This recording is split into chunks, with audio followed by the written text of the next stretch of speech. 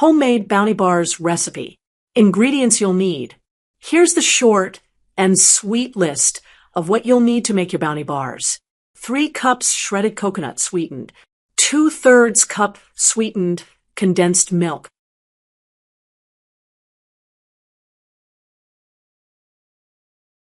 Half a cup powdered sugar, optional for a sweeter taste. 12 ounces dark chocolate chips or chunks. That's it. Just 4 simple ingredients to create a masterpiece. Step-by-step instructions. 1. Make the coconut filling. In a large mixing bowl, combine the shredded coconut, sweetened, condensed milk, and powdered sugar if using. Mix well until the ingredients are fully incorporated. The mixture should be sticky yet firm enough to hold its shape when molded. Pro tip, wet your hands slightly when handling the mixture to make it less sticky.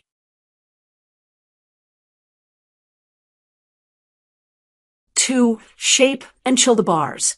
Scoop small portions of the coconut mixture and shape them into rounded rectangles about 2 to 3 inches long. Place them on a parchment-lined tray. Once all the bars are shaped, refrigerate them for at least 1 hour to firm up. This step is crucial to prevent the bars from falling apart during the chocolate dipping process. 3. Melt the chocolate.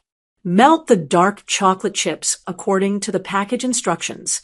Use a microwave in 30-second intervals or a double boiler for best results. Stir the chocolate until it's smooth and glossy. 4. Dip the bars in chocolate. Using 2 forks, carefully dip each chilled coconut bar into the melted chocolate, ensuring it's completely coated. Let any excess chocolate drip off before placing the bars onto a wire rack or parchment paper to harden. Refrigerate the dipped bars for about 30 minutes to allow the chocolate to set completely.